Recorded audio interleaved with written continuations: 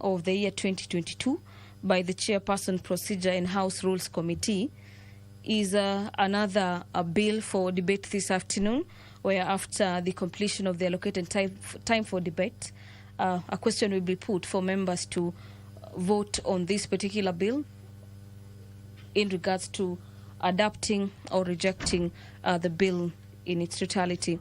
After consideration of the petitions to Parliament Amendment Bill and the Employment Amendment Bill, the House will then be moving to consider the report of the consideration of the 2024 medium-term debt management strategy. And this is a motion spearheaded by the Chairperson, Public Debt and Privatization Committee, Honorable Abdi Shuriye, that the House adopts the report of the Public Debt and Privatization Committee on its consideration of the 2024 medium-term debt management strategy. The committee laid its report on the table of the House on the 29th of February 2024, and equally pursuant to provisions of Standing Orders 15 subsection 4 of the Public Finance Management Act of 2012 and Standing Order number 232A subsection 7 and 8, approve the 2024 medium-term debt management strategy, as well as make policy and financial resolutions contained in the schedule in the order paper. This afternoon, lawmakers are set to debate the Natural Resources Benefit Sharing Bill. This is Senate Bill number 6 of the year 2022. And it is a bill sponsored by the Chairperson, Departmental Committee on Matters Environment, Forestry and Mining. The National Disaster Risk Management Bill, National Assembly Bill number 24 of the year 23, is a bill that lawmakers are set to debate this afternoon. This bill on matters national disaster risk management is by the leader of the majority party, Honorable Kimani Ichung'wah. The Regional Development Authorities Bill, National Assembly Bills number 7 of the year 2023 by the Chairperson, Departmental Committee on Matters Regional Development, is a bill at the second stage, and we'll expect members of the National Assembly to make their insightful contributions in regards to the Regional Development Authority Bill. This afternoon, members of Parliament are also set to consider a couple of motions lined up for consideration this afternoon. The Chairperson, Committee on National Cohesion and Equal Opportunity, will be moving a motion on matters compliance to Article 54, subsection 2 of the Constitution. This is in regards to the employment of persons with disability in the public institution. In this particular motion, the Chairperson, the Committee on Matters National Cohesion and Equal Opportunity, through its Chairperson, seeks to have the House adopt the report of the Committee on Matters National Cohesion and Equal Opportunity on compliance of Article 54, subsection 2 of the Constitution in regards to employment of persons with disability in the public institutions. The report by the committee was laid on the table of the House on Wednesday, 21st of February 2024.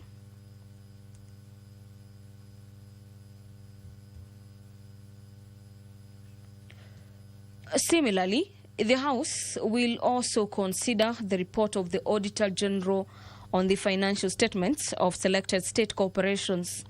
This motion is by the Chairperson, Public Investment Committee on Commercial Affairs and Energy. And in this particular motion, the committee, through its chair, seeks to have the House adopt the report of the Public Investment Committee on Commercial Affairs and Energy on its examination of the reports of the Auditor General on the financial statements of selected state corporations, laid on the table of the House on Wednesday, the 6th of December 2023. If you're just joining us, the business of the National Assembly is just about to commence. And remember, you can follow up on this live broadcast courtesy of our YouTube channels, that is on KBC Channel 1, as well as on Parliament of Kenya. And you can also follow up on this live broadcast courtesy of our signature channel, that is Bunge TV. The Sergeant at Arms have made their way into the chamber this afternoon, signaling that about a minute from now, the business of the National Assembly will officially be kicking off.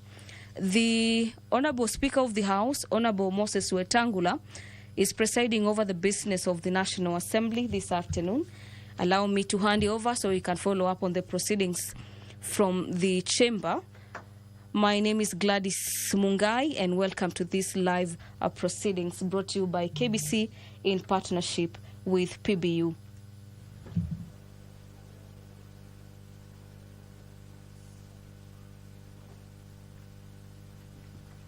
Waheshimiwa, tuombe.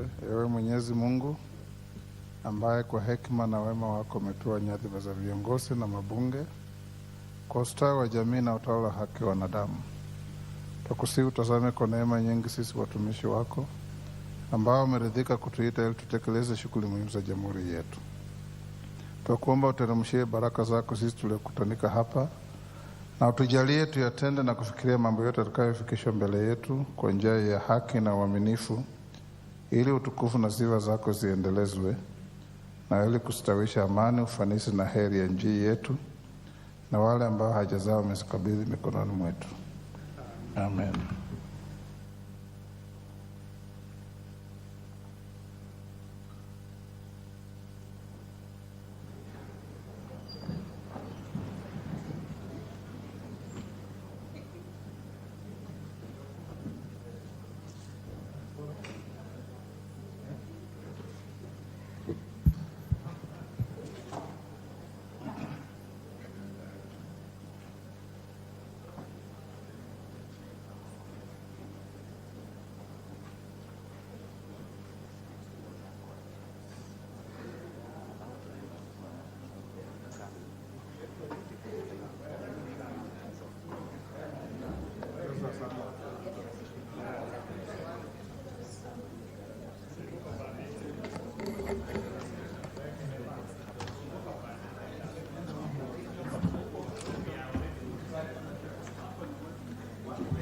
Honorable members, majority and minority, congratulations. Your good conduct is continuing. We have quorum to start business.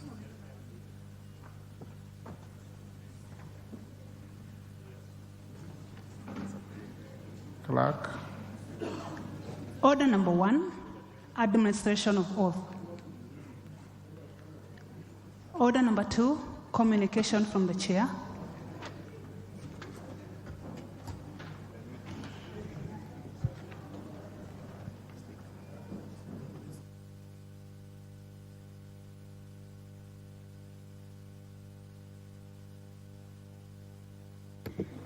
Okay, order, honorable members, take your seat.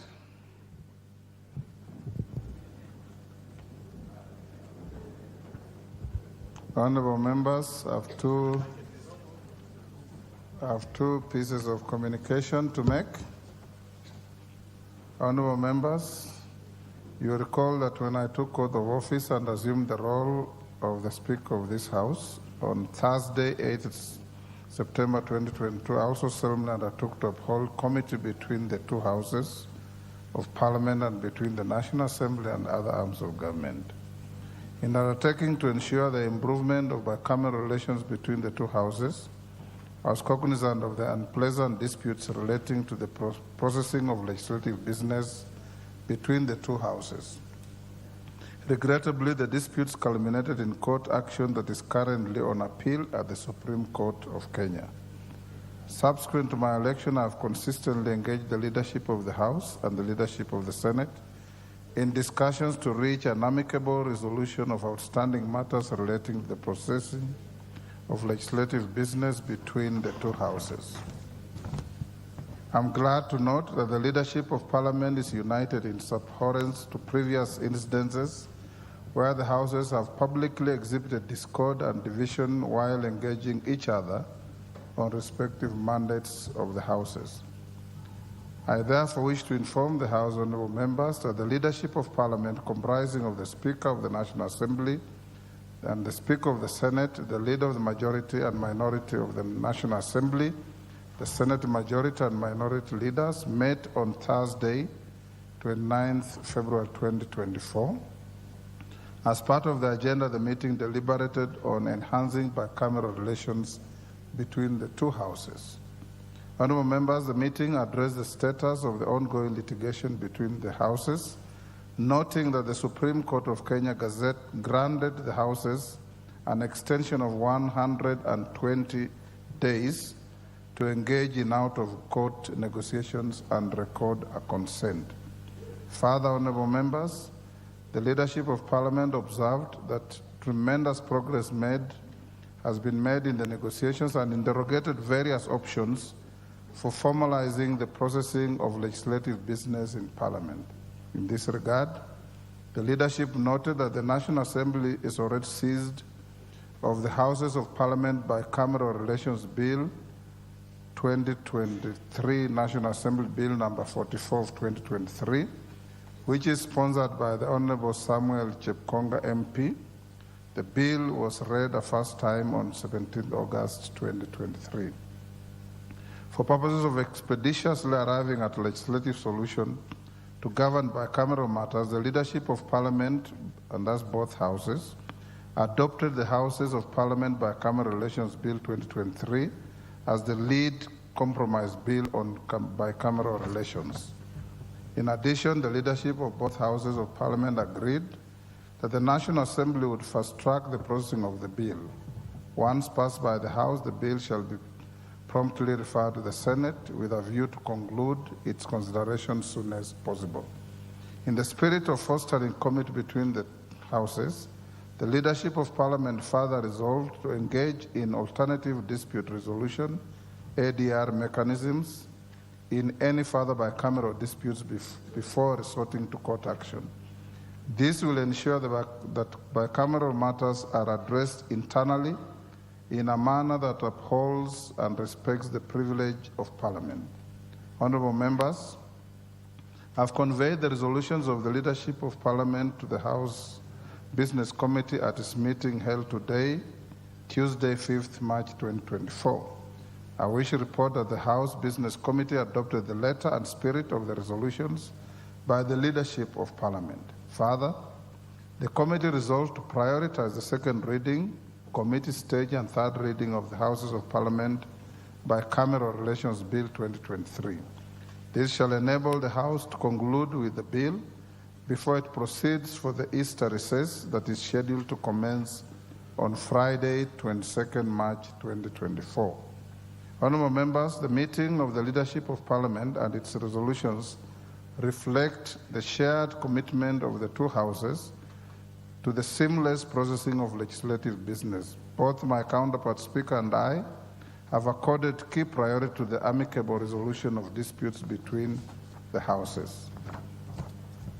Honourable members, as aptly observed by the Leader of the Majority Party at the meeting of the leadership, both I and the Speaker of the Senate have served in the National Assembly and the Senate at different times.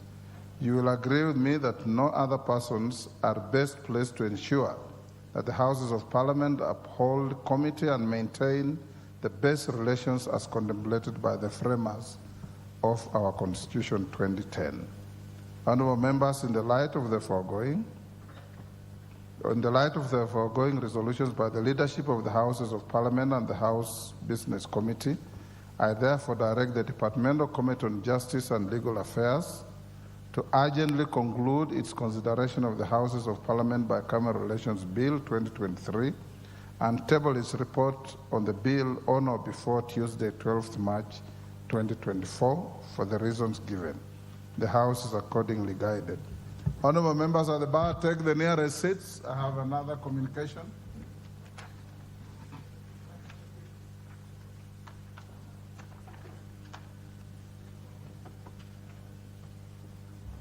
Dindi Nyoro, what is the nearest seat to you?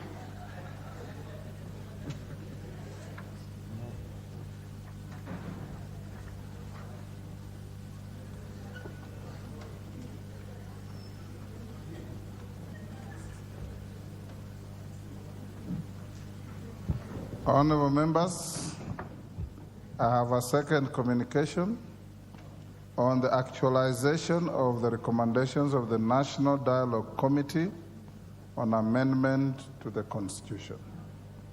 Honorable members, as you are aware, the National Dialogue Committee was established by the National Assembly and the Senate via resolutions passed on 16 August 2023 and 29 August 2023, respectively.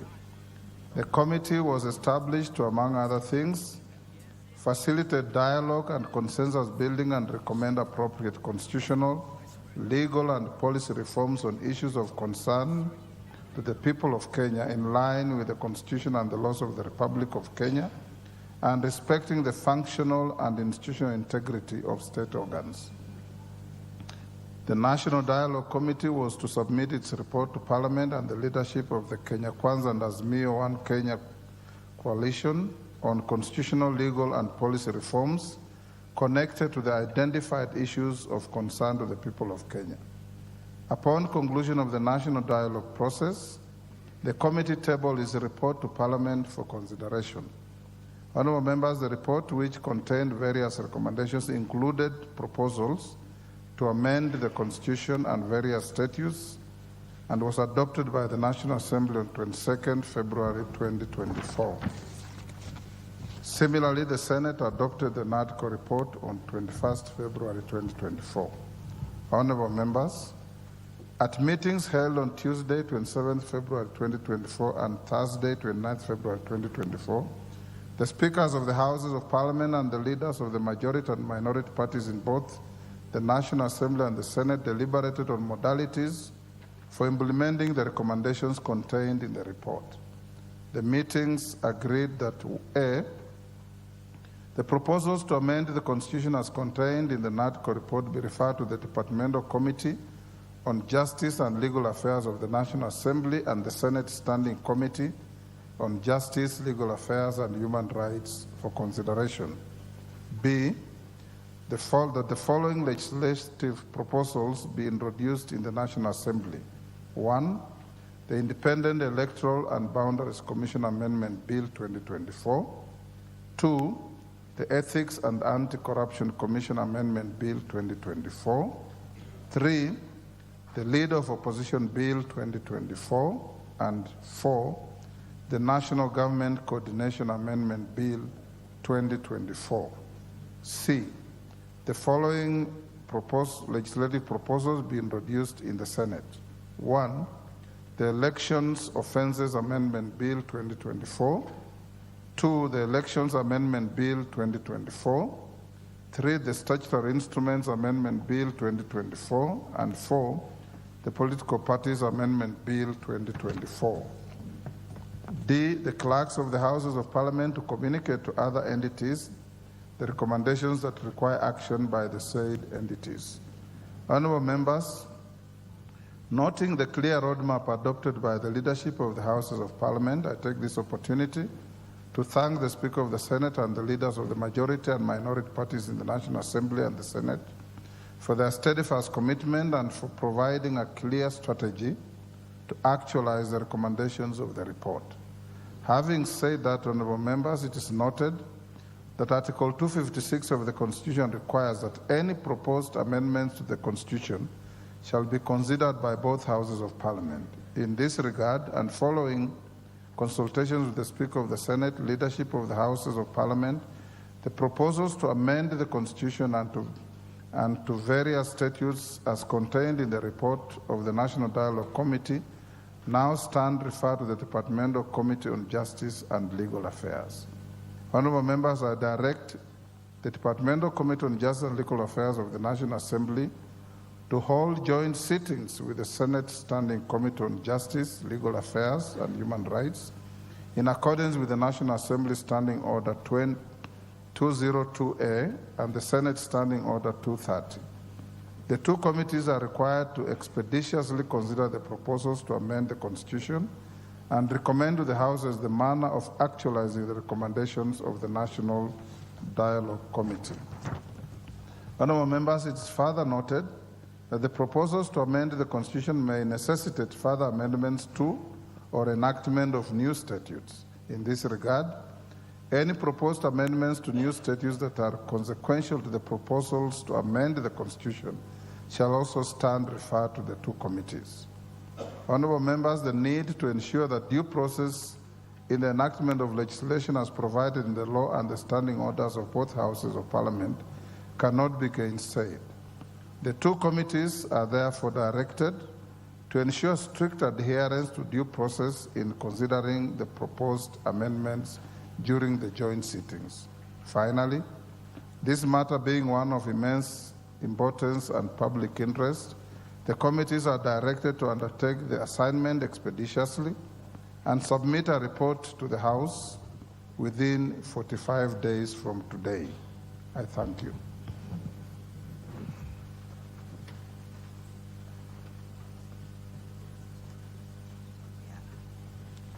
Honorable members, take the nearest seat. I still have one more. Take the nearest seat.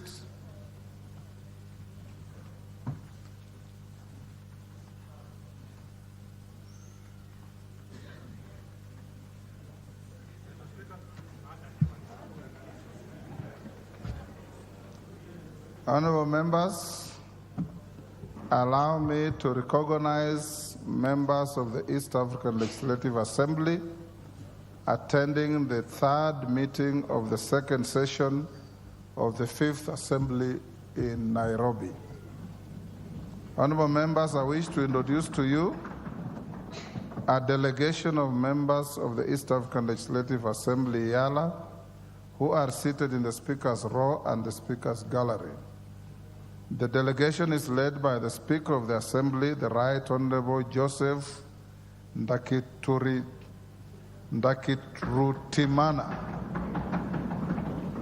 Welcome, Mr. Speaker. Sorry for mispronouncing your name. Also present are the ex-officio members, including the Honorable Deng Alor Kwol, Minister of East African Community Affairs from South Sudan and Chairperson of East African Council of Ministers.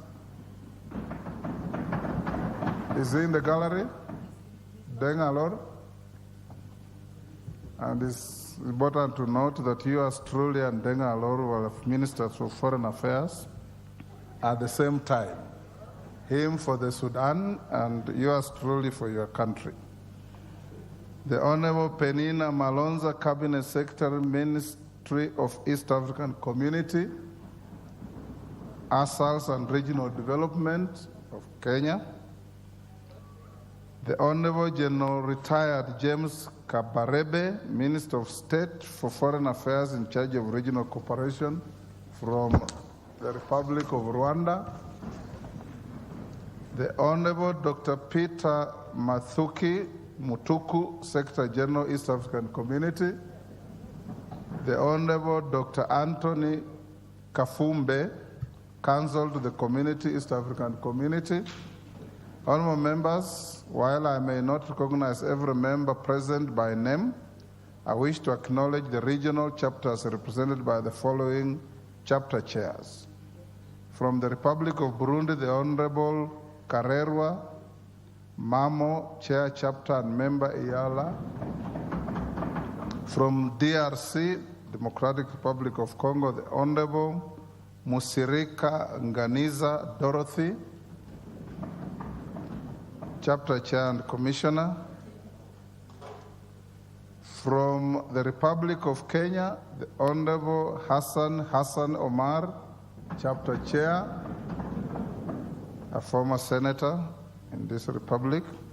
From the Republic of Rwanda, the Honorable Ambassador Fatuma Nyirakobwa Ndagiza, Chair, Chapter and Commissioner. From the Republic of South Sudan, the Honorable Dr. Leonardo Ann Ito, Chair of the Chapter. From the United Republic of Tanzania, the Honorable Kiziga Angela Charles, Chair of the Chapter and Commissioner. From the Republic of Uganda, the Honorable Odongo George Stephen, Chair of the Chapter and Commissioner. They are accompanied by various members of staff led by Deputy Clerk Mr. John Mutega. The members are in Nairobi, where they are holding the third meeting of the second session of the Fifth Assembly, which commenced this week and will run from 3rd to 20th March 2024, right here at the Parliament buildings. We have allocated them the mini chamber at County Hall as their chamber for their deliberations and various committee rooms. This meeting, which involves both plenary and committee sittings, is held on rotational basis among the East African Community member states in accordance with the provisions of Article 55 of the Treaty for the Establishment of the East African Community.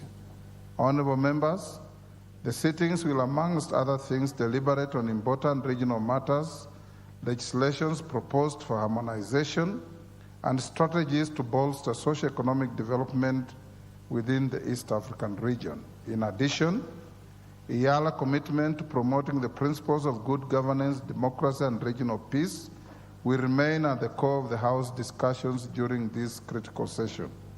Indeed, the meeting was officially opened and addressed by His Excellency Dr. William Samoei Ruto, CGH, President of the Republic of Kenya and Commander-in-Chief of the Defense Forces during a special sitting held today morning, Tuesday, 5th March 2024.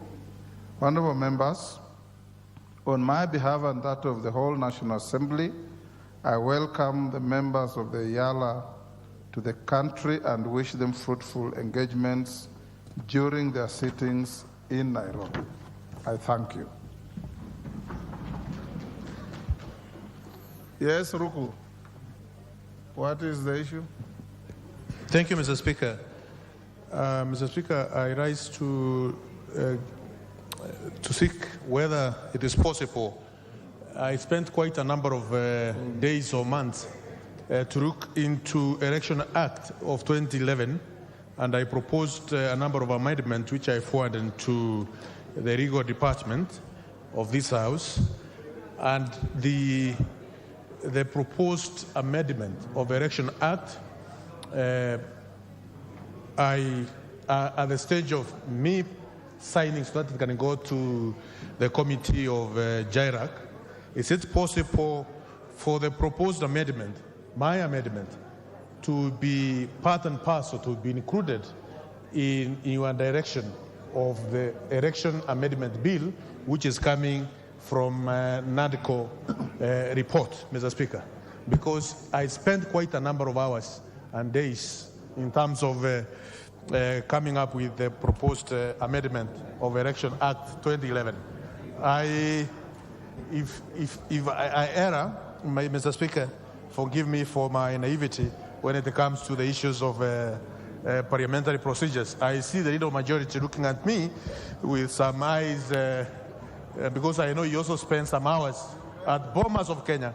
Made your point. Thank you, Mr. Speaker. Honorable Ruku, the Elections Amendment Bill born out of NADCO is originating from the Senate. So your bills pending before this House will take their course without any interference.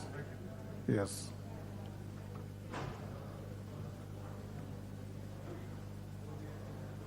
Just hold. Majority leader. Hold.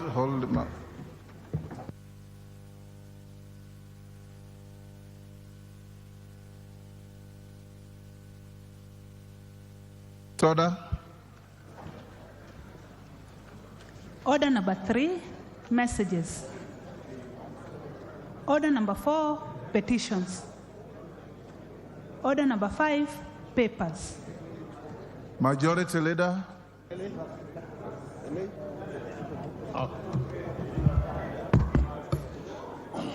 Thank you very much, Honorable Speaker. Honorable Speaker, on behalf of the Leader of Majority, I beg to lay the following papers on the table of the House today, Tuesday, March 5th, 2024. 1. The following illegal notices from the Minister of Lands, Public Works, Housing and Urban Development. A.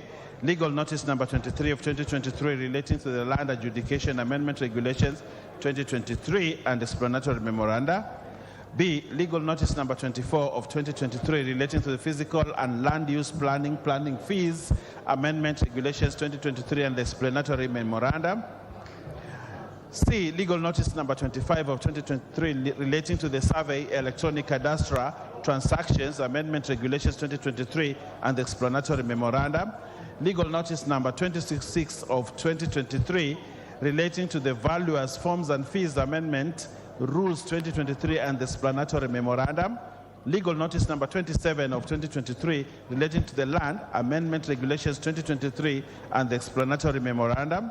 F, legal notice number 28 of 2023 relating to the community land amendment regulations 2023 and the explanatory memorandum.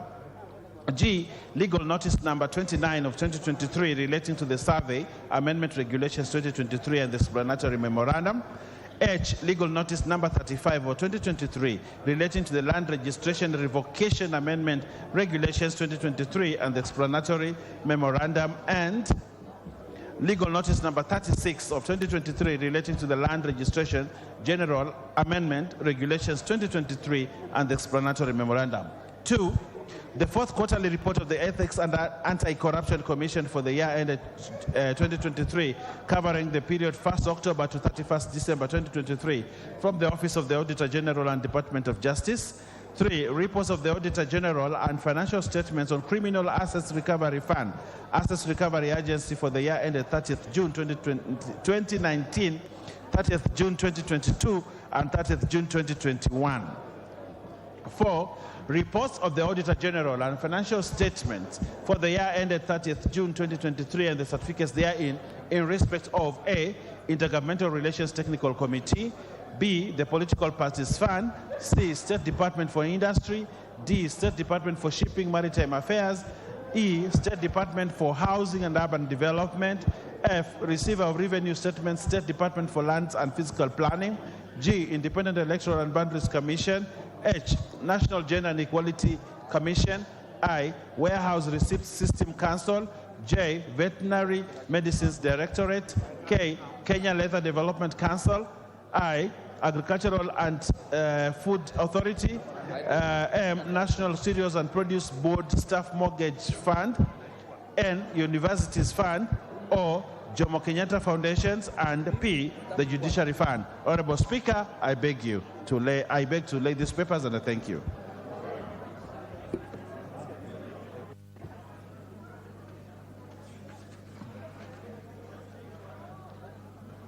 Before we go to order number 6, Honorable Dr. Bukose has requested me to raise an issue at order number 5. I'll grant him an opportunity.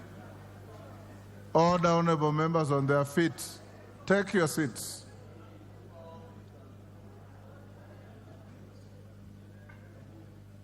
Honorable Bukose. Thank you, Honorable Speaker. Honorable Speaker, as the country is aware, yesterday medical doctors demonstrated in this town, and they came and they handed over their petition at the gate of Parliament, and they were able to give me a copy of their petition to Parliament. Apparently, their officials went up to the table office, handed over their petition, and unfortunately, I think it has not been brought to your attention, and I've not seen it on the order paper, because this is a very grave matter, Honorable Speaker. When you see doctors leaving work and moving and demonstrating in the street, which is provided under our Constitution, that they have a right to picket. Honorable Speaker, as you are aware, recently they went to the Ministry of Health, and their protest centered on issues about posting of interns, issues about absorption of medics on universal health care, on permanent and pensionable, and thirdly, Honorable Speaker, on issues about training. This has taken long, and their petition was handed over here, so I was expecting that I'm requesting that you give direction, Honorable Speaker, so that this petition can be expeditiously resolved and our doctors can go back to their duties. Thank you, Honorable Speaker.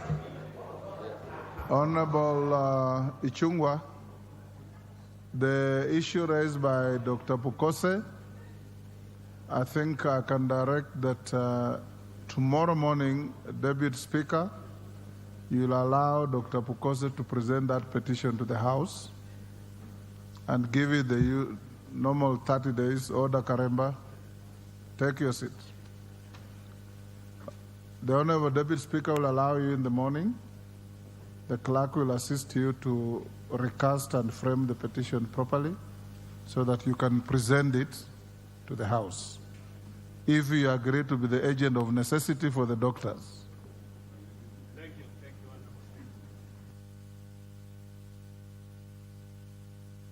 Order number 6.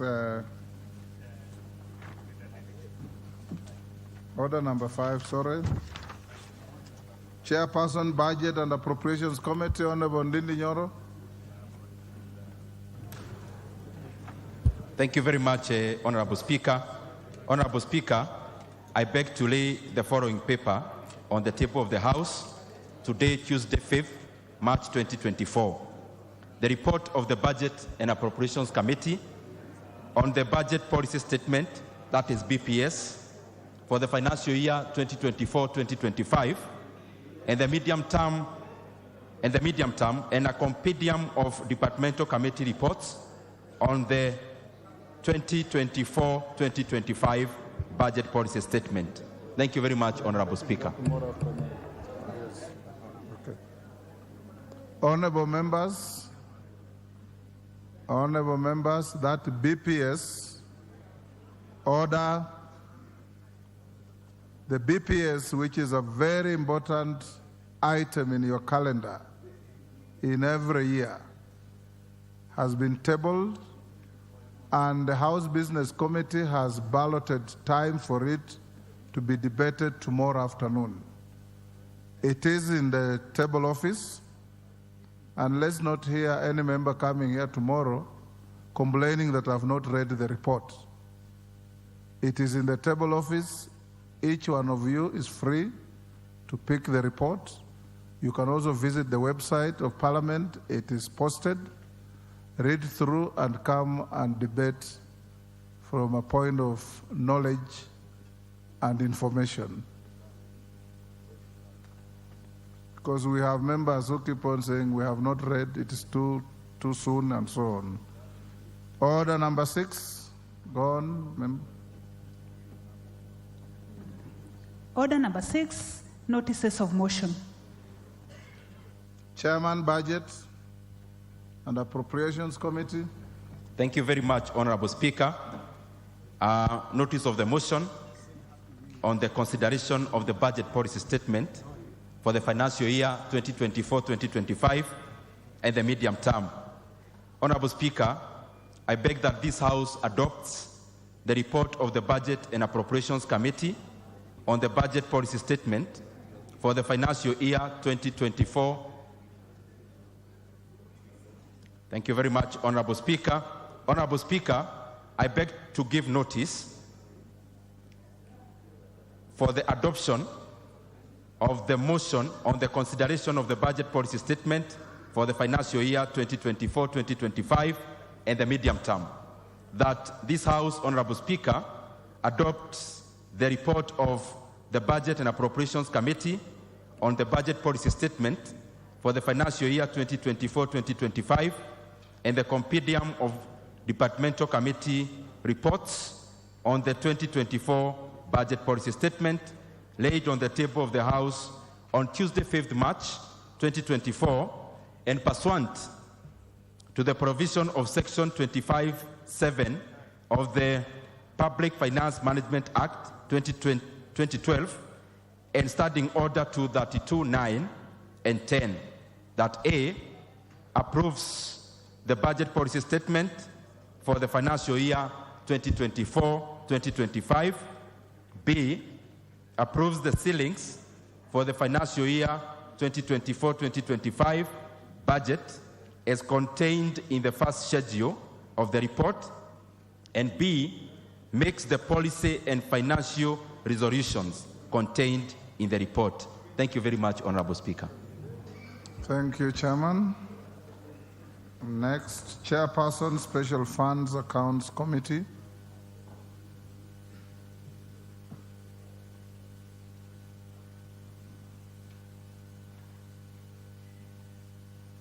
You see member for Migori?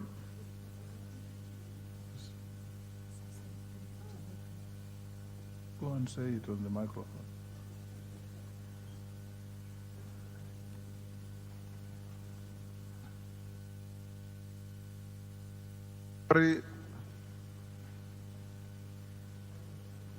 Say what you try to whisper to the speaker on the microphone.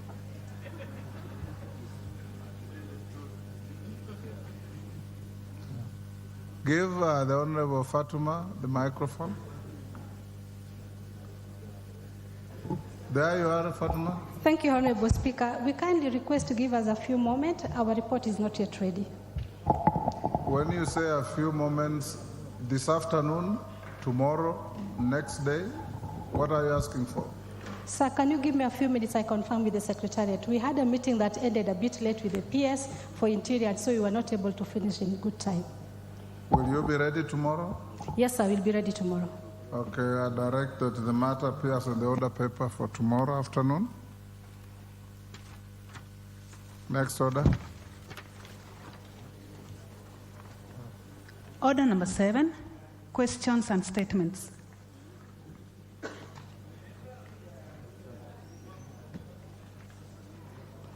Order number 8, procedural motion, reduction of publication period for a specified bill.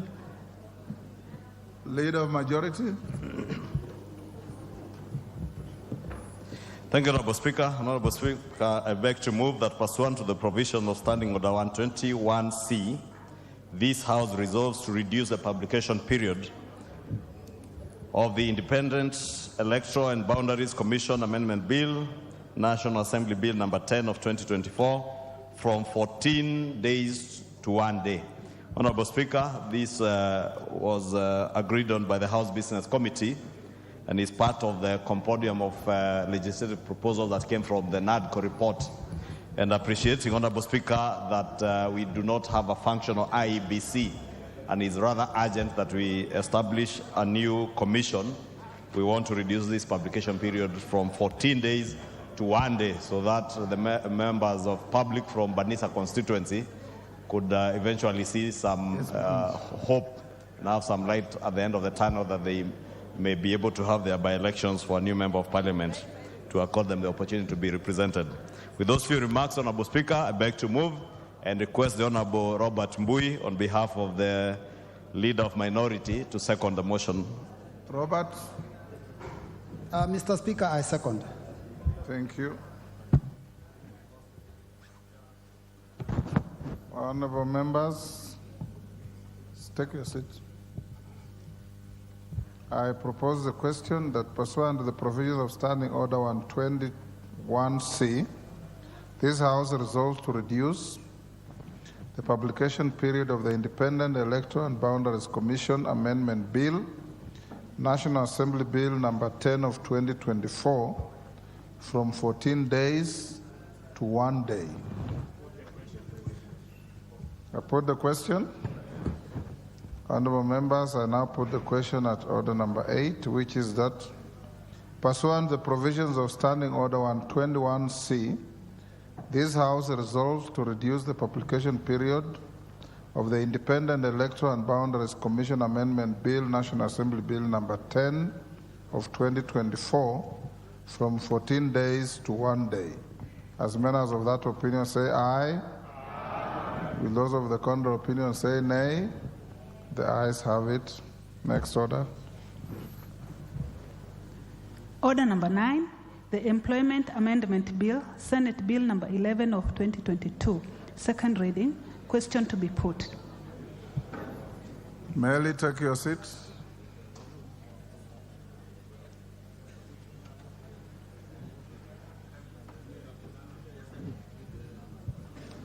Honorable members, I now put the question at order number 9, which is that the Employment Amendment Bill, Senate Bill number 11 of 2022, be now read a second time. As members of that opinion say aye. Will those of the contrary opinion say nay? Nay. The nays have it.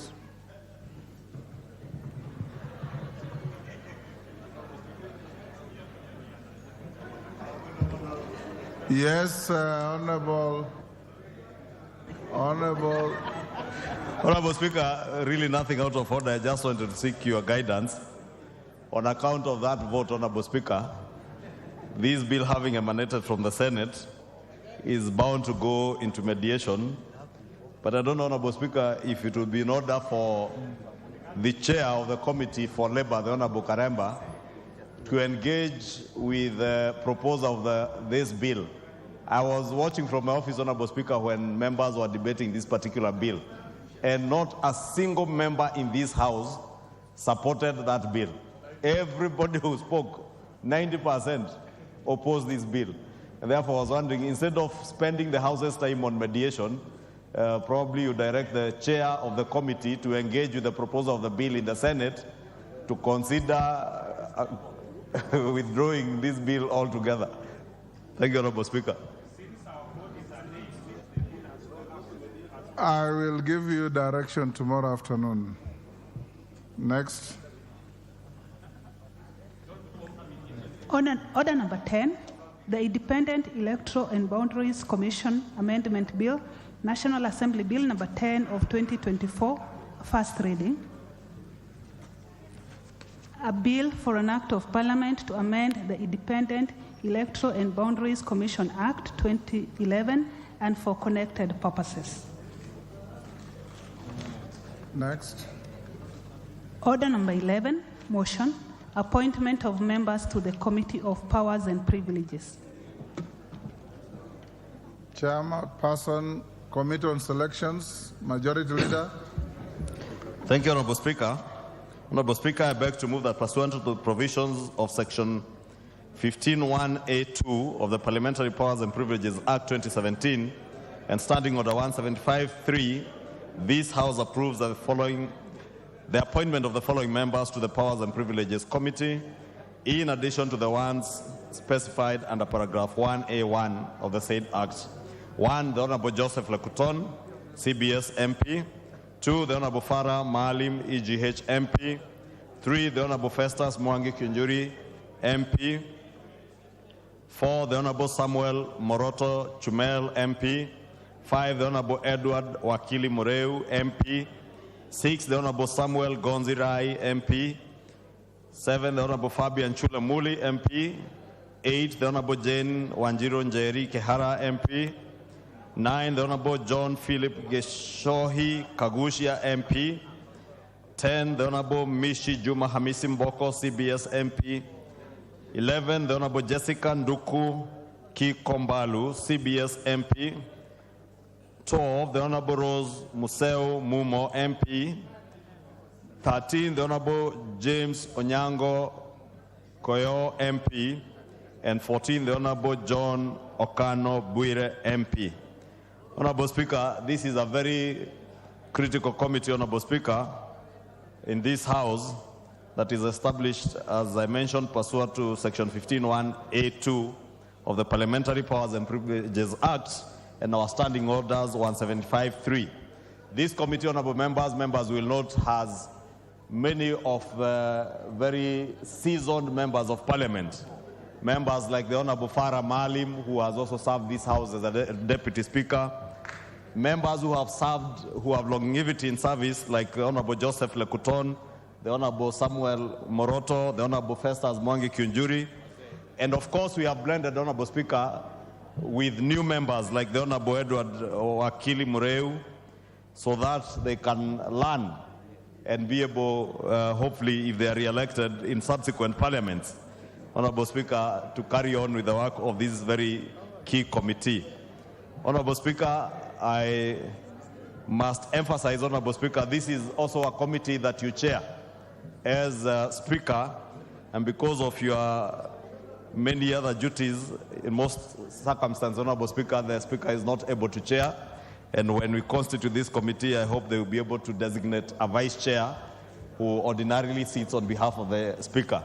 It is the only committee other than the House Business Committee that the Speaker chairs, and a very critical committee in terms of being able to check on what we do as members.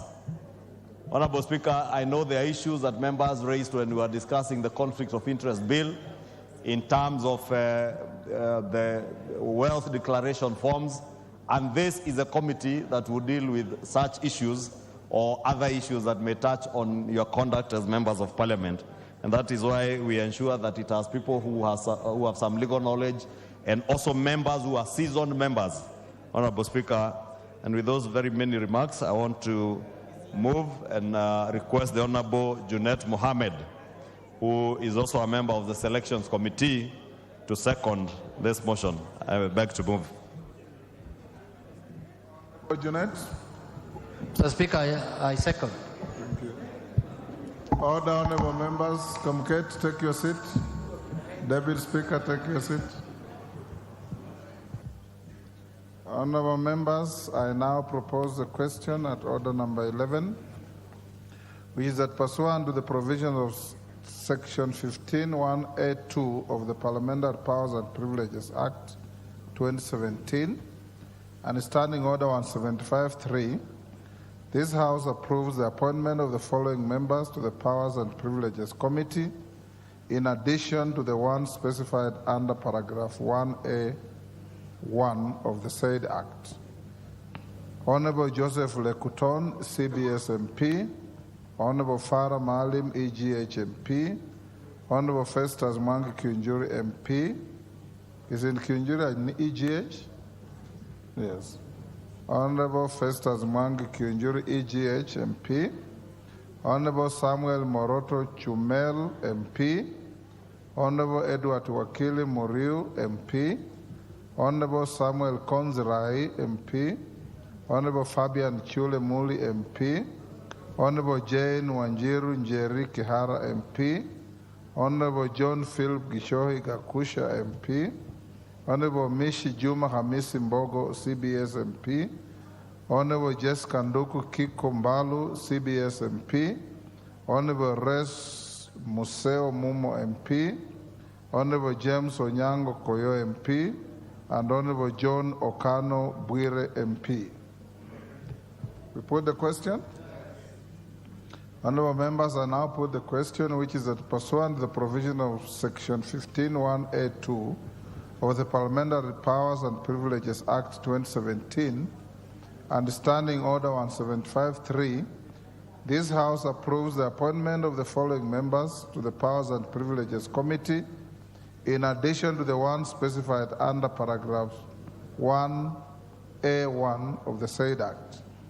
The Honorable Joseph Lekuton, CBS MP, the Honorable Farah Maalim, EGH MP, the Honorable Festus Mwangi Kiunjuri, EGH MP, the Honorable Samuel Moroto Chumel MP, the Honorable Edward Wakili Muriu MP, the Honorable Samuel Gonzirai MP, the Honorable Fabian Chule Muli MP, the Honorable Jane Wanjiru Njeri Kihara MP, the Honorable John Philip Gishohi Gagusha MP, the Honorable Mishi Juma Hamisi Mbogo, CBS MP, the Honorable Jess Kanduku Kiko Mbalu, CBS MP, the Honorable Rose Museo Mumo MP, the Honorable James Onyango Koyo MP, and the Honorable John Okano Bwiro MP. As members of that opinion say aye. Will those of the contrary opinion say nay? The ayes have it. Next. Order. Order number 12, motion, appointment of members to the Committee on Members' Services and Facilities. Majority Leader. Thank you, Honorable Speaker. Honorable Speaker, I beg to move that pursuant to the provisions of Standing Order 175(3) and 212(b), this House approves the appointment of the following members to the Committee on Members' Services and Facilities. 1, the Honorable Stephen Washira Karani MP. 2, the Honorable Faisal Abdallah Bader Salim MP. 3, the Honorable Owen Baya, CBS MP. 4, the Honorable Colonel Retired Dido Ali Raso MP. 5, the Honorable Peter Lochakapong MP. 6, the Honorable Brighton Leonard Yegon, MP. 7, the Honorable Anne Wanjiko Mugo Muratha, MP. 8, the Honorable Charity Kadhambi Chepkwonyi, MP. 9, the Honorable Jerusha Momanyi Mongina, MP. 10, the Honorable Odhiambo Elisha Ochieng, MP. 11, the Honorable Ruth Adhiambo Odinga Busia, MP. 12, the Honorable Robert Ngui Basil, MP. 13, the Honorable Beatrice Kadeveresia Elachi, CBS, MP. 14, the Honorable Paul Abur, MP. And 15, the Honorable Elsie Busihile Muhanda, MP. Honorable Speaker, by and large, this committee, again being a sessional committee, we endeavor to maintain the same membership for purposes of institutional memory. And because this committee has done a commendable job, Honorable Speaker, you know, also as the chair of the Parliamentary Service Commission, this is a committee that oversees your commission. And they have done a commendable job in the oversight of the commission. We have seen tremendous progress with the Bunga Towers completion, and we must commend both you as the chair of the Parliamentary Service Commission, the Parliamentary Service Commission, and the meaningful oversight that has been offered by this committee under the able leadership of Dr. Wachira and the Honorable Faisal. And I want to urge all members of this committee to continue the good work they are doing in ensuring that members are comfortable as they carry on with their work as members. Honorable Speaker, allow me also, as I conclude, to inform the House, Honorable Speaker, what we indicated in the House Business Committee. And it is important that we get everybody's attention, including the member for Aldai, the Honorable Miriam Keitani, and the member for Manyata, the Honorable Mukunji, who are making noise behind me and making it impossible for me to say what I am saying. That, Honorable Speaker, we have indicated that immediately after the short recess, the Selections Committee shall be sitting to re-evaluate the performance of members in committees. And I say re-evaluate because an evaluation process will mean not just attendance, but how actively you participate in committee sittings. 2, Honorable Speaker, we have also purposed as leadership to also look at members' attendance in the chamber. Because we have a challenge, Honorable Speaker, many a times having the Speaker to sit on his seat and wait for members for 10 minutes to find their way to the chamber at 2:30. Yet we all know that the House begins at 2:30 p.m. Therefore, your participation in the chamber, your participation in committees, and how actively you participate in committees, because chairs have also indicated that there are members who appear in committees, sign, and exit. That is not participation. That is attendance. Therefore, we are evaluating your active participation in committees as we, since we are almost mid-term now, we evaluate who is keen on participating in the committee that they were nominated to participate in. And I know many of us, when this House began last year, many people came to us and to the leadership asking to be placed in the Budget and Appropriations Committee, in the Finance Committee, in the Roads Committee, in the Members' Welfare Committee. But then a year down the line, you have attended only 3 meetings of that committee. Yet there are members who have no opportunity to serve in that particular committee, but they would use that opportunity and be active in the engagements of the particular committee that you are not attending. Therefore, just to give notice to members that it will not be business as usual, we have agreed within the liaison committee, chairs will share with their leadership, with their whips, the members that they have particular problems with in terms of active participation in committees. And we'll be asking you that immediately after the recess, you also do agree with us that we enhance the efficiency of the House in processing business by having members who are really keen on attendance of committee meetings and also participation in the House. With those many remarks, Honorable Speaker, I beg to move and request the Honorable Junet Mohammed once again, since he was very active in the Committee on Selections and also as whip in the minority, to second. Honorable Junet. Mr. Speaker, stand to second. Having second, Mr. Speaker, seconded. Mr. Speaker, this Committee of Members' Welfare and Facilities, it's a very, very important committee, Mr. Speaker, in this House. And many members don't want to be members of this committee. They think this committee is just about mandasi and tea. This is one of the most, because this is the committee that makes sure we have good facilities in this parliament. This is the committee that makes sure that we have good tea, good mandasi, everything, and this place is hospitable, Mr. Speaker. Mr. Speaker, last week, there is a member who came to my office, Honorable Paula Boer, and he is in this committee. And Mr. Speaker, he was shedding tears, saying, how can I be in members' welfare and facilities only? And then we had to give him now a departmental committee. Mr. Speaker, members underrate this committee. I remember in the last two parliaments, that 11th and 12th parliament, Honorable Jacobi Bidiwo used to be only in this committee. He used to say he wants to serve only in the members' welfare and facilities. In the last parliament, Mr. Speaker, some of the distinguished members who serve this committee is none other than the majority leader, Honorable Ishungwa. And I remember when the names were being passed on the floor here, I told him, Ishungwa, from today, if my tea is not very good, you are in trouble. And he took the task very well, and we had good tea.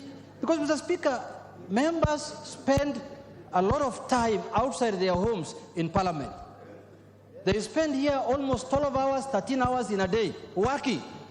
So, Mr. Speaker, this committee should also do a good job. They should make sure that we live in a good environment, we stay in good environment, and they must make sure that lunch is served on time, tea is served on time, and everything is on time. Thank you very much, Mr. Speaker. I second.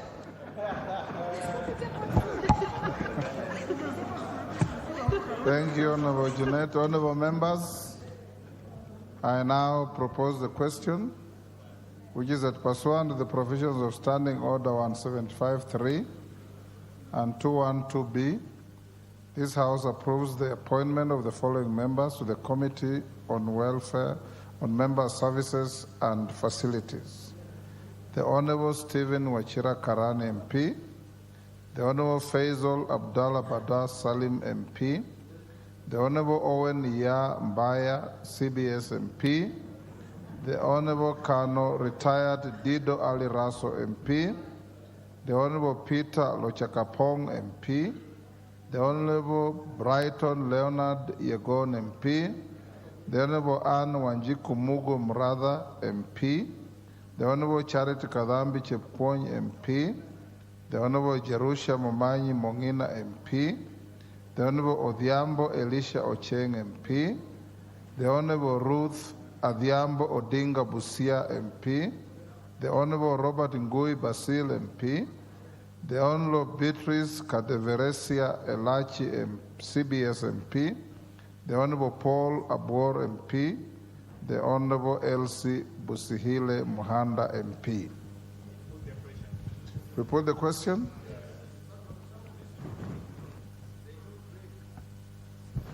Honorable members standing, can you take your seat?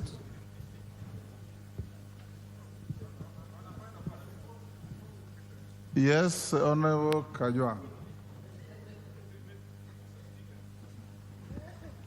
Mr. Speaker, this is a very special committee to all of us. It is the reason I am alive today. If there was somebody minded that I should leave Ruaraka, very little of Valium would get me out of this place. Is it possible, Mr. Speaker, for you to use Standing Order number 1 and make these people stand up if they are here in the chamber so that we know them very well? Because there is no other committee that is more important than this committee in the life of a member in this House. If they are in the House, Mr. Speaker, would I be asking too much if you ask them to rise so that we see them in their places? Or we meet at our usual place. Because some of them we don't meet in our usual places, so we are hardly, we have not familiarized each other in those places. I presume to know your colleagues.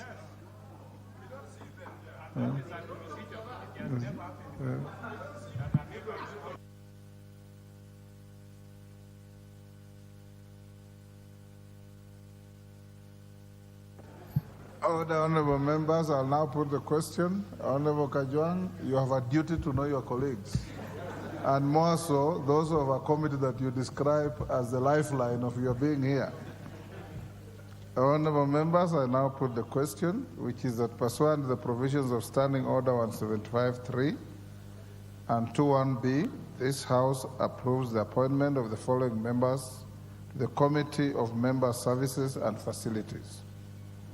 The Honorable Stephen Washira Karan MP, the Honorable Faisal Abdallah Badar Salim MP, the Honorable Owen Yambaya CBS MP, the Honorable Kano Retired Dido Ali Raso MP, the Honorable Peter Lochakapong MP, the Honorable Brighton Leonard Yegon MP, the Honorable Anne Wanjiku Mugo Murada MP, the Honorable Charity Kadhambi Chepkwony MP, the Honorable Jerusha Momanyi Mongina MP, the Honorable Odhiambo Elisha Ocheng MP, the Honorable Ruth Adhiambo Odinga Busia MP, the Honorable Robert Ngui Basil MP, the Honorable Beatrice Kadeveresia Elachi CBS MP, the Honorable Paul Abwor MP, and the Honorable Elsie Busihile Muhanda MP.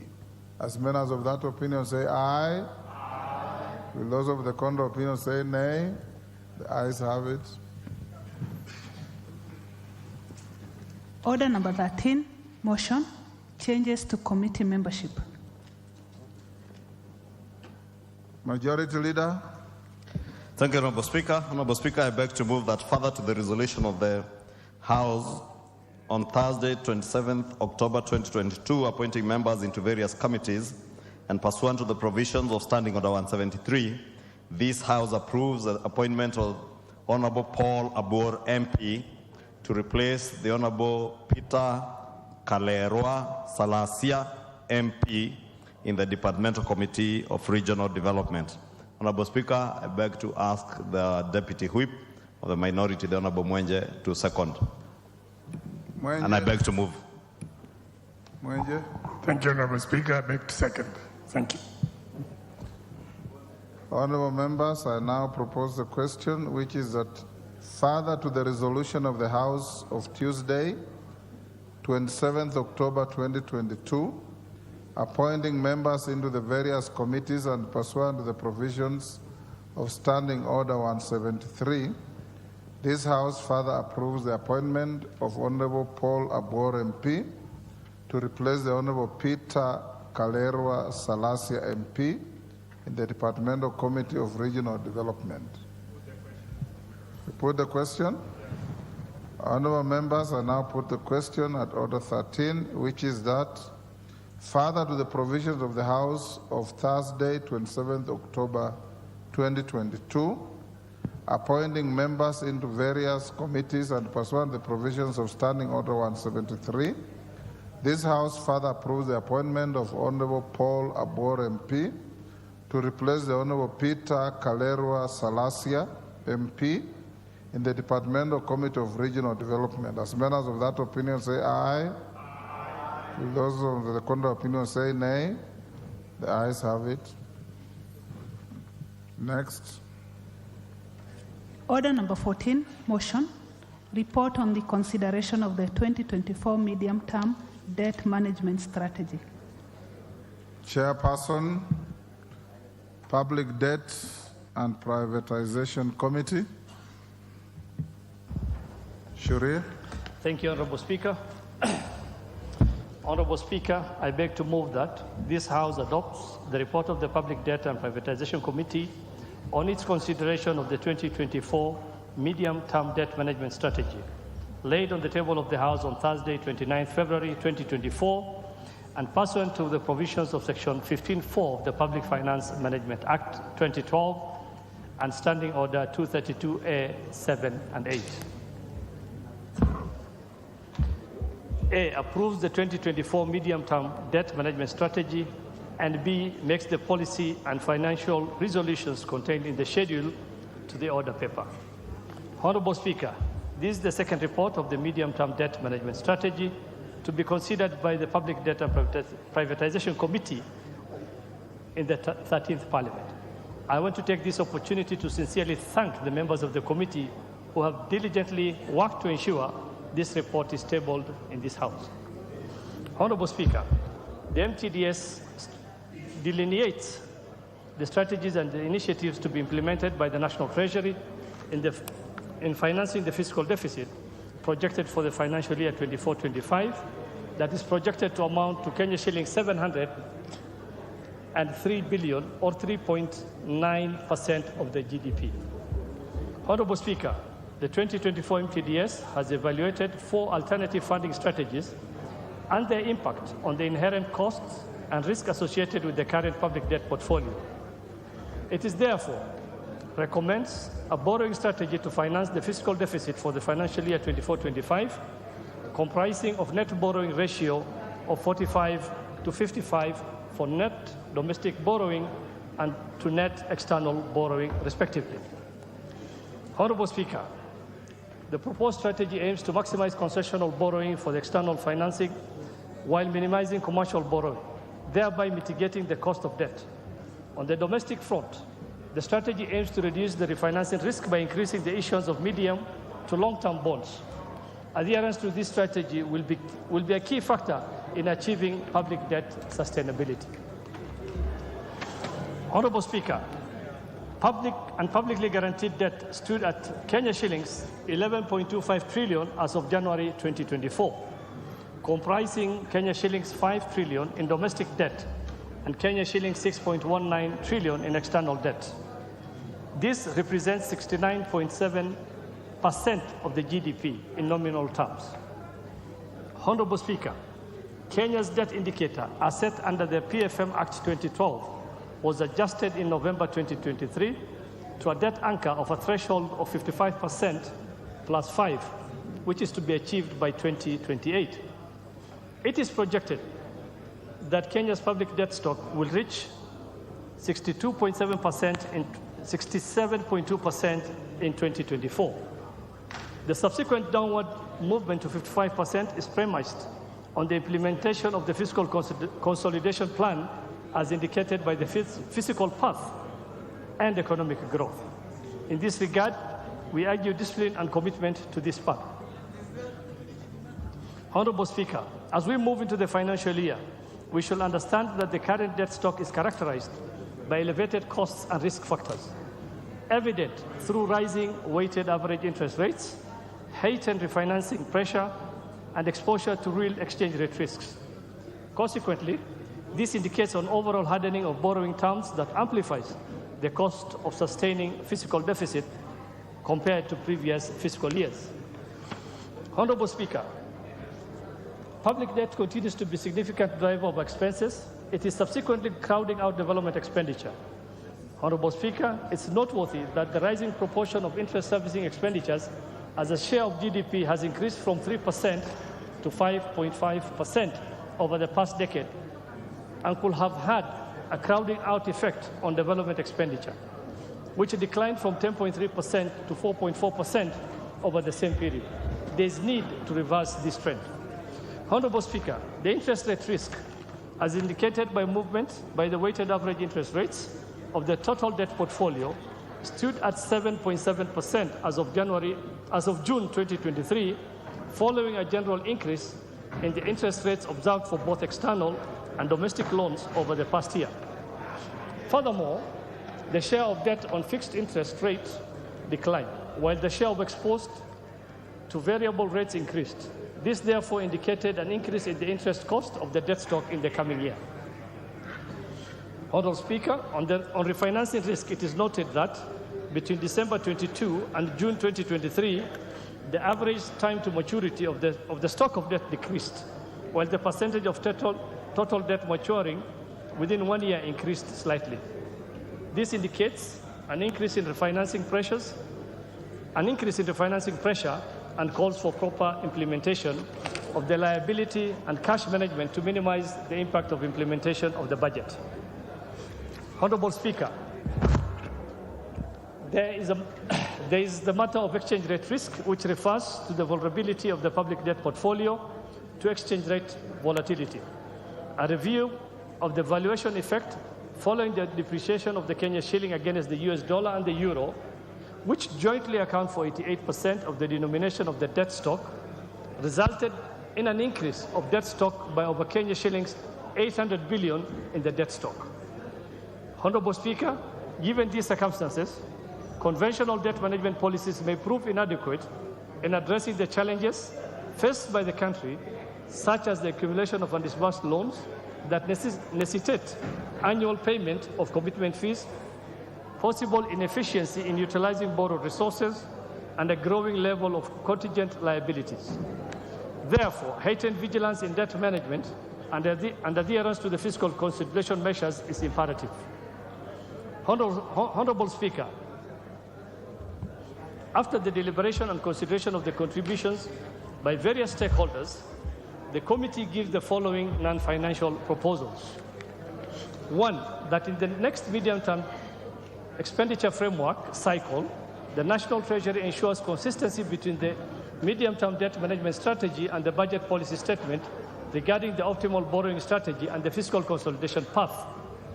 Two, that the National Treasury ensures that the fiscal deficit and subsequent public borrowing projections are realistic by incorporating forecasts on any potential in-year changes to interest rates, exchange rates, and contingency spending. Three, that to address the emerging escalation of domestic interest rates alongside domestic interest payments, within 60 days of the adoption of the report, the National Treasury submits a report to the National Assembly providing practical measures to reduce the domestic debt service burden to sustainable levels. Four, that in line with the resolution of the National Assembly on the 2023 medium-term debt management strategy, the National Treasury publishes guidelines that will ensure that the Treasury single account is established and operationalized by July 1st, 2024.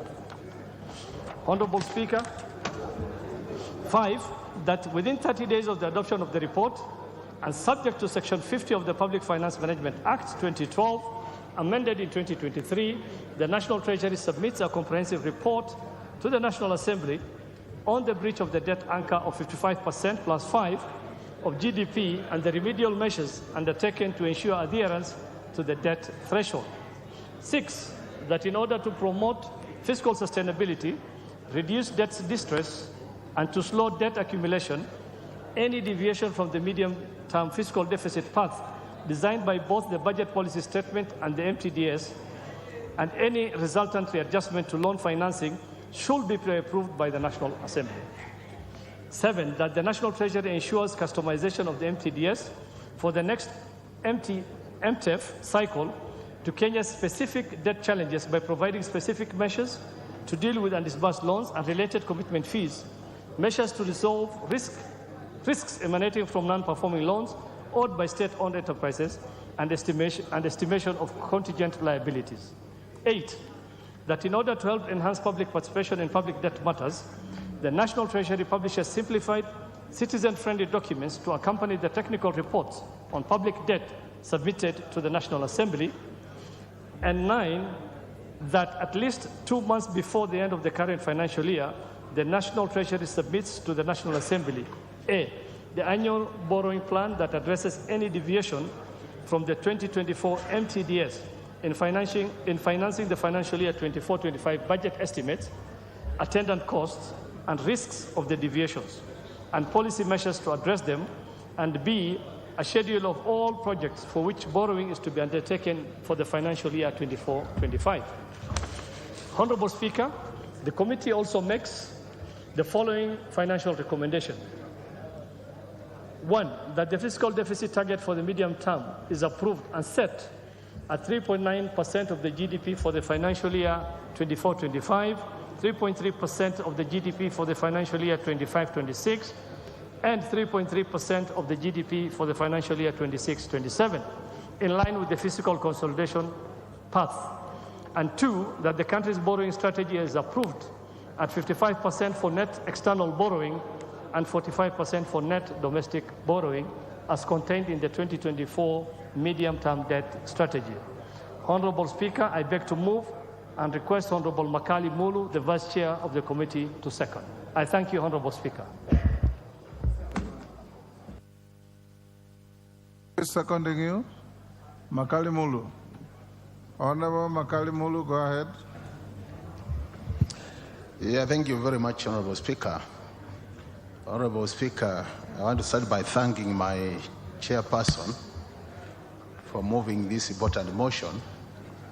And before I get to the body of the report, Honorable Speaker, I want to make some opening remarks, Honorable Speaker. Honorable Speaker, first I want to thank you, your office and the office of the clerk, for allowing us as a committee this time to present this report to the House before the chair budget presents the budget policy statement. This is very critical, Honorable Speaker, because whatever budget deficit we are going to agree, Honorable Speaker, should inform the budget policy statement, so that as a House, we are seen to be aligned. This is the two committees, the Committee on Budget and the Committee on Public Debt and Privatization.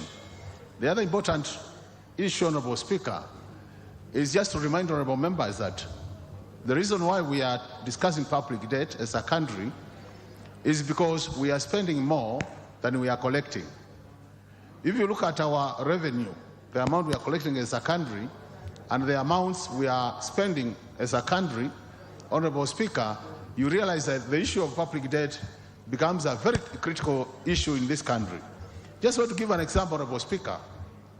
If you look at the current financial year, there was a projection to collect about 2.5 trillion, Honorable Speaker, and this year now, the coming year, we are projected to collect about 2.9. That is ordinary revenue, Honorable Speaker. And if you look at that figure, Honorable Speaker, if you compare where we are today and the projections, you realize that, Honorable Speaker, we are short of the projections by about 300 billion currently, which means if the trend remains, by the end of the year, Honorable Speaker, we'll have not achieved our projected revenue. And what does that do? It increases our deficit. So it means even the projection for the next financial year, Honorable Speaker, which is 2.9, we'll be starting with a negative of 300 billion, assuming this year's projection becomes the base year. And I think, Honorable Speaker, the issue of projection of revenue, we need to be more realistic as a country, and we need to be more thorough when it comes to the assumptions which have been made to determine our revenue projections. The other important point, Honorable Speaker, is the issue of expenditure. We have said many times, Honorable Speaker, as a country, we need to look at the expenditure side of the equation, because the more you spend, the more you increase the budget deficit. So we need to be sure as a country that we focus on what I will call core expenditure items, Honorable Speaker. So that when we spend, we must look at the items which we're supposed to spend on and make sure that they are items which are going to generate more revenue for this country so that we grow the economy. Now, Honorable Speaker, this year, we have done a projection of 3.9 budget deficit. And in total amounts, Honorable Speaker, we project to borrow about 703 billion as a country, Honorable Speaker. Now, when you look at these figures, Honorable Speaker, one of the things as a House we need to question ourselves on is whether the amount we are approving today or tomorrow, Honorable Speaker, of 3.9 will remain throughout the year. Honorable Speaker, experience and practice has confirmed to us that there is what we call in-year deviations. For example, this year, Honorable Speaker, this House approved a budget deficit of 4.4%. As at now, it has been adjusted upwards, Honorable Speaker, to 5.5%. And the question is, in the process of this adjustment, even though it can be justified, but was this House involved in making that decision? And I think, Honorable Speaker, if we have to be effective as a House, because we have a Committee on Public Debt, it is important that where we realize in-year deviations, then these deviations, Honorable Speaker, are also discussed by the House and approved. The other matter, Honorable Speaker, in the process of discussing this, in the process of discussing this thing, just a few things I want to note. The issue of average interest rates has been an issue. They have increased, leading to more, in terms of total amounts for loans increasing. The issue of average maturity to average time to maturity of loans, Honorable Speaker, is getting shorter, making it worse for us. The issue of exchange rate, Honorable Speaker, is another issue we can't ignore as we discuss public debt matters. The other important issue, Honorable Speaker, is we approved a debt angle of 55%, and we said we need to see it going down. At that time it was 63. Now it has gone to 69 of the GDP. Instead of decreasing, it is increasing. We need an explanation as a House as to why instead of decreasing, the figure is increasing. We don't have that explanation, Honorable Speaker. As our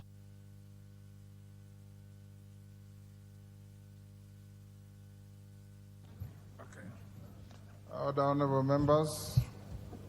I now propose the question at order number 14, that this House adopts the report of the Public Debt and Privatization Committee on its consideration of the 2024 medium-term debt management strategy laid on the table of the House on Thursday, 29th February 2024, and pursuant to the provision of Section 15(4) of the Public Finance Management Act 2012 and Standing Order 232A 7 and 8. A, approves the 2024 medium-term debt management strategy, and B, makes the policy and financial resolutions contained in the schedule to the order paper. Before I give the contributors, allow me to acknowledge the following schools in the public and speakers gallery. In the speakers gallery, we have Moi Girls School, Nairobi, Kibra, in Nairobi County.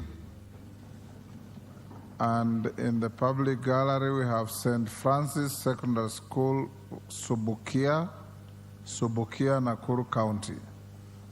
On your behalf and on my own behalf, I welcome the students and their teachers to the House of Parliament. Now, honorable members, I see the screen is full. I believe you have logged in on this. Julius Melly, majority, you want to be the first to go? Okay. Thank you, Honorable Speaker. And Honorable Speaker, I rise to support, and allow me, Honorable Speaker, to first begin by thanking. Remember, those who are contributing to this, in a procedural motion on limitation of debate, time is 5 minutes for each and every contributor, including the majority leader. Thank you, Honorable Speaker. And I hope the clerk has noted you took about 30 seconds of the 5 minutes. Honorable Speaker, I was thanking the chair of the committee and members of the committee, led by Honorable Makali Mulu, who is a very diligent member of this committee and the chair. Honorable Speaker, I rise to support this report. And many of the recommendations, Honorable Speaker, especially regarding our fiscal consolidation process, from the 3.9 that is envisaged in the next financial year, 24-25, to the 3.3 in the medium term, the 2 years following the next financial year, Honorable Speaker. Honorable Speaker, as we speak about fiscal consolidation, the fiscal consolidation program, Honorable Speaker, will encompass two aspects of it, both revenue generation, and that I'm sure the Finance Committee will later in the year be bringing their Finance Bill 2025 that will deal with matters to do with revenue generation. But more importantly, Honorable Speaker, is on expenditure and how we are able to rationalize our expenditure as a country. And this is where we've had a huge challenge. And if you listen to what the Honorable Makali Mulu was saying, the media changes usually emanate from reviews of our expenditure, Honorable Speaker, where every supplementary budget comes with additional expenditure at the time when revenues are also not growing, but revenues are going down. And I do hope, Honorable Speaker, that the National Treasury this time round will adhere to what the committee and the House is recommending should we adopt this report as it is, and the recommendations of the committee as they are. That, Honorable Speaker, if the National Treasury discovers within the year that our revenues are either not performing or improving, then it is imperative that they also review the expenditure side of our budget, because that is a challenge we've had. And the Honorable Dindi Nyoro, our chair of the Budget and Appropriations Committee, I know has been very keen on this, but I want to ask him that this year we must actualize what we say as a House. That because the National Treasury, and indeed not the National Treasury, I heard somebody say the other day that even our counties have borrowed from their big brother in the national government. We are seeing county government also doing budgets based on projected revenues that are never realizable. In my own county, Honorable Speaker, half year, I think we are at 1-point-something billion shillings against a projection of 8 billion shillings, 7.98 billion shillings. And it's impossible in the next half year or 4 or 5 months to the end of the financial year to achieve the revenue targets that they had. And the same happens, Honorable Speaker, for our national government. And therefore, it's imperative that the National Treasury, when they realize KRA is not up to speed in terms of the revenue that they had projected, they review expenditure downwards. Probably, Honorable Speaker, it is time, and the Budget and Appropriations Committee has food for thought on whether do we put an embargo on new expenditure. And I know this has been there, but we need to make sure that additional capital expenditure is checked. Honorable Speaker, the other thing that we must check is our current expenditure. Honorable Speaker, I am seeing in the newspapers advertisements for jobs every now and then in the public service, and many of them may not necessarily be replacements of people who have left their offices, Honorable Speaker.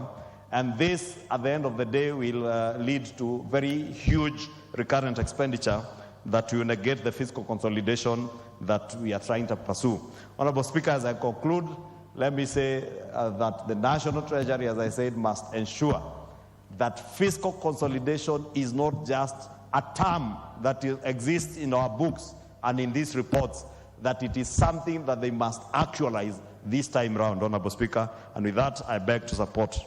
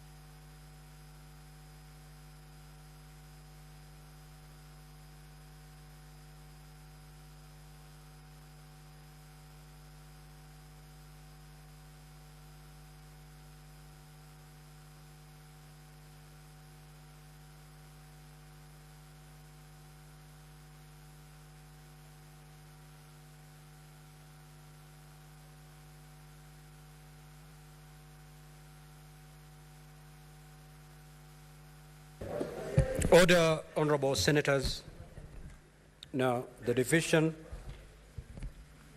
on the Parliamentary Powers and Privileges Amendment Bill, Senate Bills number 37 of 2023, the second reading. The results are as follows. Ayes 37, nays 0, abstention 0. So the ayes have it. A bill for an Act of Parliament to amend the Parliamentary Powers and Privileges Act to give effect to Article 125 of the Constitution by operationalizing the powers of arrest by Parliament and Article 50 of the Constitution on the right to a fair hearing and connected purposes. Next order.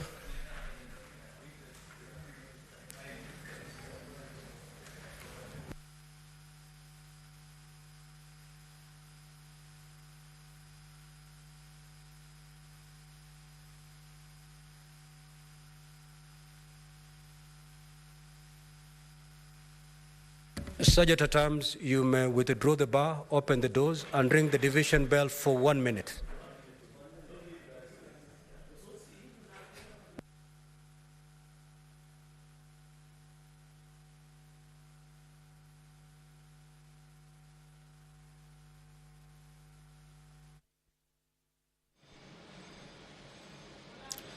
Well, the Speaker of the Senate, Honorable Amason Jeffa-Kingi, has yet again directed that the division bell be rung, this time for 1 minute.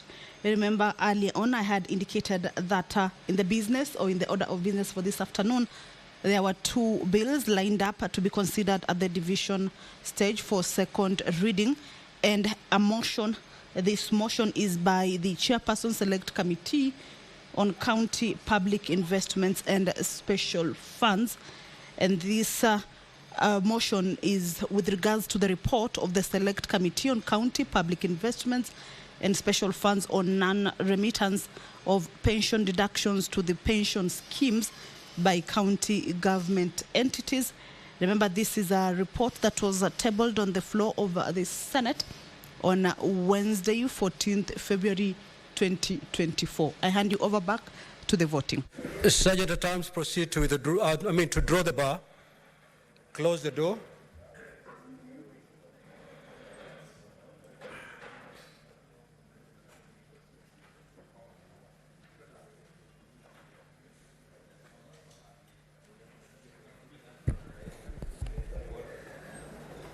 Now, honorable senators, I will now proceed to put the question, which is that the Senate adopt the report of the Select Committee on County Public Investments and Special Funds on non-remittance of pension deductions to the pension schemes by county government entities laid on the table of the Senate today, Wednesday, 14th February 2024. Now, voting again will be done electronically, and therefore, at this juncture, honorable senators, kindly log out by pulling out your cards from the delegate unit.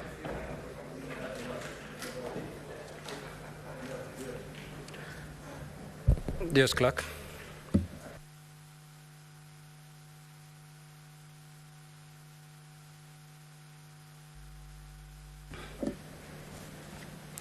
Sergeant at arms, kindly go around and see any card that still remains in any delegate unit and carry it away with you. And for avoidance of doubt, voting is by delegates. Because this is a matter that